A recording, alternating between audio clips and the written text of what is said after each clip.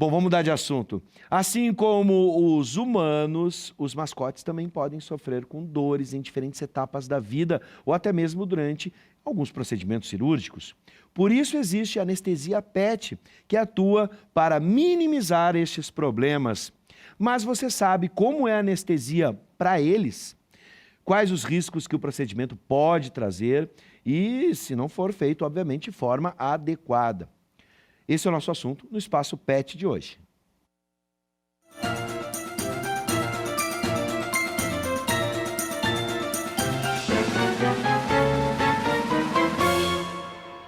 Com a gente, a anestesista PET, Sheila Bernardes, que nos explica mais sobre o assunto. Se você tem alguma dúvida a respeito deste assunto ou tem sugestão de tema aqui para o Espaço PET, pode mandar para a gente pelo WhatsApp 99588-2374. E, afinal de contas, esse é o momento das celebridades aqui no nosso programa. Você pode mandar a foto do seu pet a partir de agora. Tem uma foto no celular do seu bichinho de estimação, ou ele está aí contigo assistindo o programa, tira uma foto, manda pra gente, que a gente vai colocar na tela e ele vai ser uma celebridade. Eu chamo de narcisismo pet. Todo mundo quer mostrar o seu pet bonitinho. Então manda pra gente, tá? 99588-2374.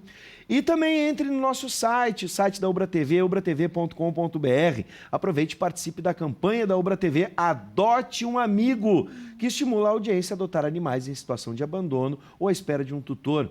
Mande vídeos para o e-mail que aparece na tela, que você está vendo aí agora, e aí a gente pode, então, trabalhar com esse vídeo e mostrar para todo mundo como é bacana adotar um amigão ou uma amigona, tá bom?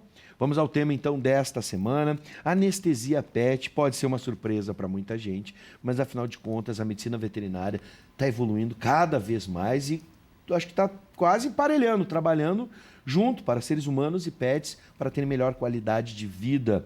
Para a gente começar, como é a anestesia nos casos PETs? Os produtos e os procedimentos são semelhantes aos humanos e aqui fica aquele alerta sempre, né?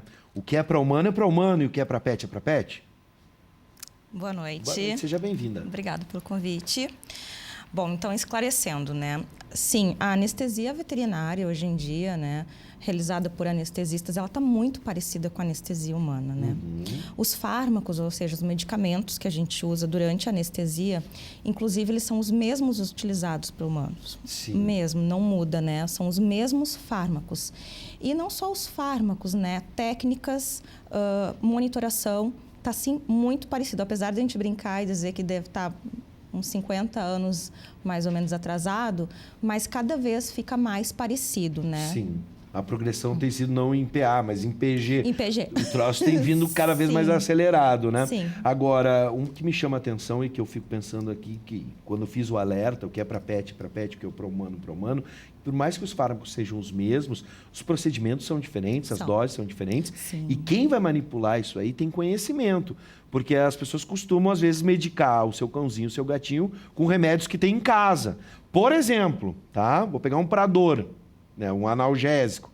Vai pegar vou falar a marca aqui, aspirina ou Dorflex, coisas do tipo. Isso, para o pet, pode ser um veneno? Sim.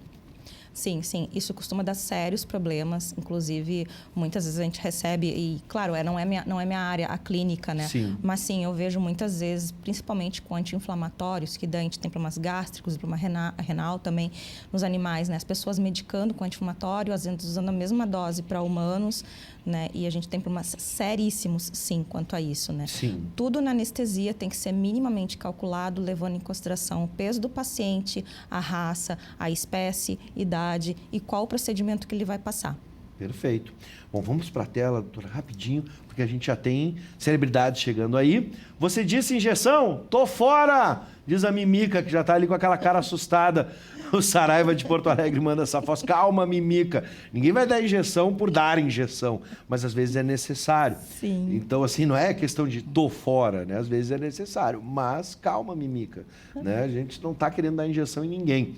Agora, voltando, falando sobre injeção, sobre o uso, né, adequado ou procedimento adequado para anestesia, qualquer profissional veterinário está habilitado, pode administrar anestesia, ou é realmente uma especialidade como a gente tem na medicina para humanos, ou anestesista, que a gente te apresentou como anestesista PET, né? Se existe algum risco, por mais que seja um profissional da medicina veterinária, existe uma especialização para? Assim, como a gente falou, então, cada vez mais a medicina veterinária está se aproximando da medicina humana. Né? O que acontece? Quando na graduação a gente sai apto a realizar qualquer procedimento em animais. Então, quer dizer, um médico veterinário clínico, ele pode fazer anestesia? Sim, ele pode fazer. Ele está apto? Sim, ele está apto. Mas, claro, é aquela coisa... Quem passou por uma residência em anestesia? Nós temos a residência, eu fiz uma residência em anestesia, né? Na humana são 3 anos, na medicina veterinária são 2 anos. A gente pega mais conhecimento, a gente estuda mais sobre farmacologia, fisiologia, que são os pilares da anestesia. Né? Fisiologia e farmacologia são os pilares, é um conhecimento básico para anestesia. Então, sim, né? Mais seguro? Sim, é mais seguro, claro, né? Tu tem uma segurança maior, mas sim, qualquer médico veterinário está apto a realizar. Agora, como procedimento clínico e especialmente nas cirurgias, tu disseste ali que eu anotei assim, algumas nuances. Raças também tem diferenciação? Não basta ser assim, cachorro do mesmo peso. Não. Tem raças diferentes, isso pode mudar a dosagem? Sim, pode mudar. Por exemplo, existem raças mais sensíveis? Sim. Dá para citar algumas para a gente ter ideia? Se formos trabalhar com dor, tá? A gente tem estudos mostrando que animais de pequeno porte, eles são animais que vão demonstrar mais dor, que vão ter mais dor do que cães de grande porte. Né? Então, sim, a gente trabalha analgesia com eles de uma outra maneira. Eles são, não diria sensíveis, mas sim, eles mostram a dor de uma outra maneira. A constituição física deles, eu fico pensando assim, por exemplo, a diferença de um pitbull, que é um cão extremamente musculoso e que suporta a dor, né, de uma forma muito diferente do que um pincher, por exemplo. Tem diferenças não só pelo porte, mas até a estrutura muscular também? Tem diferença, como eu falei, tem diferença quanto à idade, quanto a peso, até como esse paciente ele está, né, na hora que vai fazer o procedimento, né? Tudo isso, sim, tudo isso. E no caso dos gatos? Também. Porque os gatos parecem ser mais ou menos do mesmo porte, eles mudam a raça, mas teoricamente não tem uma diferenciação tão grande como temos, uma diversidade tão grande. Sim, mas nós, dentro dos gatos e nos cães também acontece, nós temos os braquicefálicos, tá? Então, são raças que a gente tem que cuidar bem mais. Às vezes, nem tanto durante o trans, eles se comportam mesmo durante o trans operatório. Sim. Mas no pós, sim, é um cuidado diferenciado. O braque seria, então, o focinho achatado. O persa, por exemplo, no caso dos gatos, ou no caso do cachorro, um bulldog. Bulldogs, né? pugs. Pugs também. Né? Vamos dar uma olhada na tela, porque hoje os gatos estão bombando aqui, estão reinando. Esse é o Cid, do centro de Canoas, enviado pelo Wagner Oliver. É isso mesmo, ó, o Wagner aí, que belo. Olha, Cid, tu é o segundo olhar mais bonito do Rio Grande do Sul. Primeiro é o meu, com esses olhos azuis maravilhosos, lindos e penetrantes. Muito bem, né? E segundo a minha namorada, é isso, estão dizendo lá no... o terceiro é esse. Quem é o primeiro? Tá. E o segundo? Vocês estão me estão me complicando aqui. Eu vou tirar o ponto, hein? Vamos voltar a falar sobre anestesia. No caso dos procedimentos, os mais comuns. Hoje em dia, a castração, né, quase que uma obrigação para o tutor responsável. A gente vê que é um procedimento muito comum. O Hospital Veterinário da Ubra realiza até procedimentos voltados à comunidade, preços baixos, enfim. Esse é o uso mais recorrente hoje e são diferentes tipos de anestesia. No caso da castração, o bichinho apaga, literalmente, ou é só local? E, claro, os outros procedimentos que são mais invasivos, quando apaga de vez, há um risco grande, porque a gente fica numa tensão, no caso dos seres humanos, a anestesia é algo muito delicado. No caso dos pets, também há esse risco? Vamos por partes, então. Vamos lá. Sim, a anestesia é algo muito delicado. Sempre quando eu converso com os tutores, seja uma castração numa cadelinha, uma pacientezinha de 6 meses, eu sempre falo, sim, existe um risco. Ele é um risco diminuído, não é um risco tão grande como se fosse, vamos supor, um paciente de 15, 16 anos, que fosse para uma cirurgia, uma tumoral, alguma coisa assim. Existe um risco, sim, a gente nunca pode zerar esse risco, né? Apesar de ser realizados exames, que a gente sempre pede, sempre tem que haver os exames, né? Existe, sim, esse risco, ele é diminuído. O risco vai aumentando conforme aumenta a idade do paciente, conforme as doenças concomitantes que esse paciente tem. Isso quer dizer que daqui a pouco é um paciente que tem uma cardiopatia, uma hepatopatia, uma nefropatia, sim, isso aumenta os riscos. Idade, às vezes até a questão da obesidade também é um fator de risco para a gente, assim como na humana. O procedimento também, né? Por ser um procedimento mais extenso. Sim. Uma castração, por exemplo, você falou, se apaga? Sim, são anestesias geral, né? O animal, geral. O paciente tem que dormir, né? O que é uma anestesia? É a questão da inconsciência, né? Tu tem que dar inconsciência ao paciente, né? Relaxamento muscular, analgesia. Então, esses pacientes não podem passar dor, esses pacientes não podem acordar no meio do procedimento, esses pacientes têm que se manter a questão fisiológica deles, porque tudo o que altera a fisiologia do paciente, a gente pode ter problemas depois, posteriores, no futuro, né? Então, sim, é um cuidado. Procedimento simples. Nós diríamos assim, que uma castração do macho é um procedimento, sim, um pouco mais simples. Tem que ter analgesia, tem que ter a inconsciência, né? A questão do dormir, sim. Fêmeas, eu colocaria esse procedimento, uma castração em fêmea, como um procedimento de média complexidade. Por quê? Porque a gente abre o abdômen, assim como uma mulher, né? Se for pensar uma mulher, por exemplo, que tem que passar por uma cesariana, né? Existem riscos, e bem grandes, né?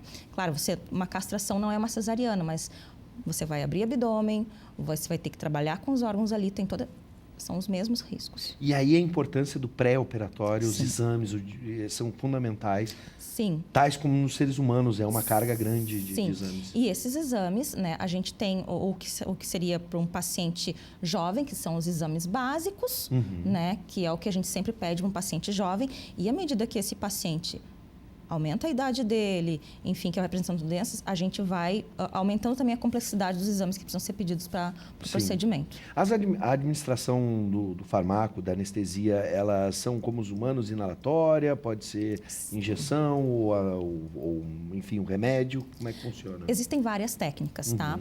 Existe técnica de anestesia inalatória, que é muito utilizada, existe técnica de total intravenosa, e junto com elas a gente utiliza outras técnicas, porque é aquela coisa que a gente sempre fala, não existe um único fármaco para fazer tudo que a gente precisa. Eu estava brincando ainda hoje, você vai na mesinha do anestesista, você tem vários fármacos, então a gente fica mexendo com eles ali, né? Toda hora, aplica um, aplica outro.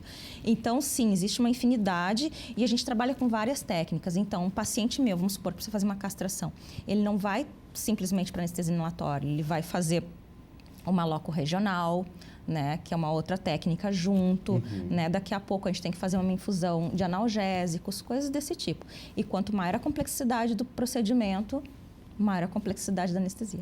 Vamos para a tela, porque tem mais gente chegando aí. Mingau e Chuck da Nina. Eu só estou vendo pelo aí, tá? Agora sim.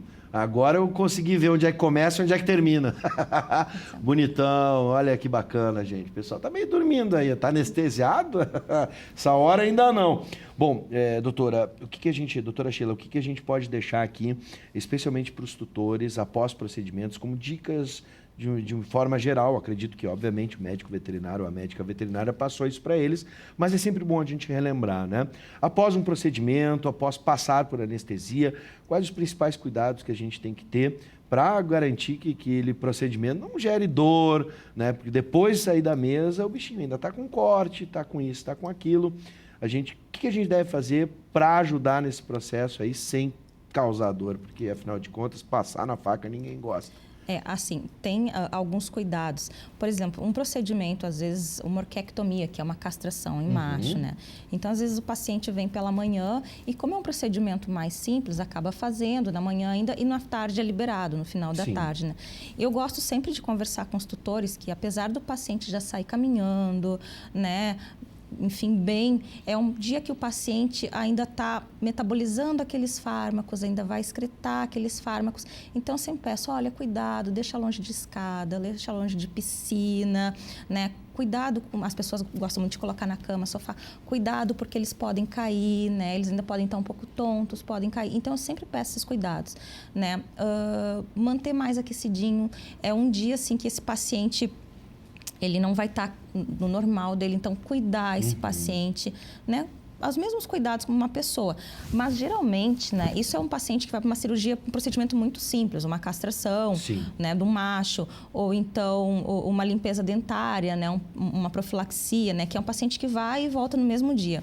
Geralmente, procedimentos mais complexos, né, os pacientes acabam ficando na clínica. Né? Então, às vezes, se é internado 2, 3, enfim, depende da complexidade, alguns dias. Então, esses cuidados são feitos dentro da clínica mesmo, né? Claro, depois o que a gente passa, dependendo se o paciente tiver analgésico para casa, enfim, que seja feita toda a parte de analgesia para o paciente continuar bem como ele estava, né? Eu sempre falo, a gente começa a analgesia do paciente, dessa parte, antes mesmo de começar a cirurgia. Então, a gente começa antes da cirurgia, a gente trabalha lá toda no trans e no pós-operatório. Eu sempre falo, preciso que vocês continuem isso bem em casa, para que o nosso paciente vá bem. E obedecendo a orientação do médico ou da médica veterinária, nada de, minha mãe costumava tomar esse analgésico e melhorava. Não dá para inventar com farmácia. Né? Tem que respeitar, senão a gente pode envenenar o nosso bichinho. Sim. Bom, eu queria agradecer a presença da doutora Sheila Beatriz Bernardes, anestesista PET. Obrigado por trazer essas informações em um universo, às vezes, completamente né, inimaginado por pessoas que estavam aí nos assistindo e estavam, nossa, existe anestesista PET? Existe e é muito importante, porque ninguém gosta de passar dor. A gente não quer que eles passem. Então, por favor, são da família, a gente tem que tratar como se fosse a gente, praticamente. É verdade. Seja sempre bem-vinda, doutora. Muito obrigado pelas informações e até o próximo encontro. Obrigada.